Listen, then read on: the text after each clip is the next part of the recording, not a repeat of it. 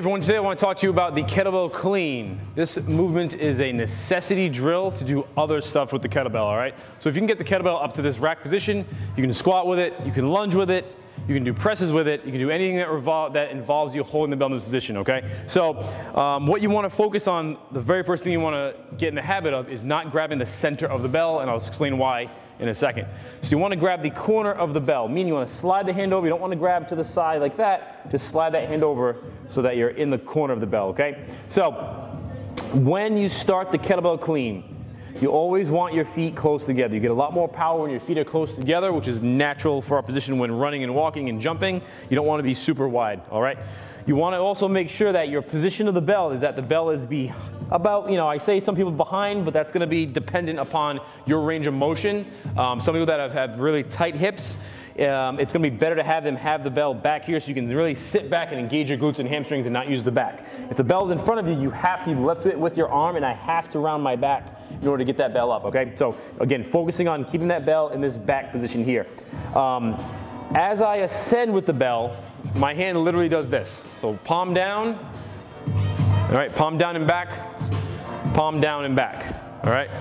So focus on that, palms back, facing back. In that top position, my palm is facing me, okay? So in the entire movement, that palm should never come forward. If that palm comes forward, that indicates that the bell will be in this position, away from your hips. And in order to bring it back in, you're gonna have to curl it or step and fall into it.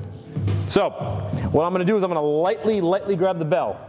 One little trick I like to tell people is to make sure that if you can, depending on obviously the length of your fingers, you want to have very little to none of your palm on the bell. I grasp it as lightly as I can. That's going to make sure that I'm not crushing the handle of the bell. When people focus on using their arm too much with this drill, that's when it becomes tricky and whacks you in the shoulder and beats you up in a sense.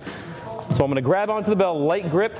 As I stand up with it, I'm going to keep the bell very close to my body as if I'm zipping up a very long jacket, all right? So I'll do it again. I'll try to go a little slower. So you want to keep that hand light, tuck your elbow. If you've noticed the whole time, my elbow didn't come away from my body. If my elbow's coming away from my body, that's happening, all right? Some people do that if the bell is much too light for their ability level. If the bell's swinging out in front and pulling back in, that indicates you need a heavier bell. So for this bigger multi-joint movement, a light weight will not give you proper form. This movement, you need to have an adequate weight for your strength and ability level to make sure that you're not beating yourself up. Also to make sure that you're using the proper muscle, using your glutes and hamstrings. I've experienced people using their back too much when they use a lighter kettlebell for a lot of movement, so keep that in mind. So, bell by the heels, light grip, I'm gonna roll the bell. I can tell people to roll the bell, nice and loose. What I also want to make sure of, again, that I'm not swinging it out in front. Pretend that you've got like a glass wall in front of you, and stand up, and you don't want to stop the movement until that bell is resting right above your hips. So it's in this position here, not out to the side. Again, if I rotate my hand and turn, the bell's going to go out to the side. So focus on that, palm back, light grip, bell close to the body. Don't stop the movement, lock those legs, stay nice and tight. So I'm basing this position, I'm just like a plank. All right, try those tips, and I guarantee your clean will be a lot better. A lot cleaner.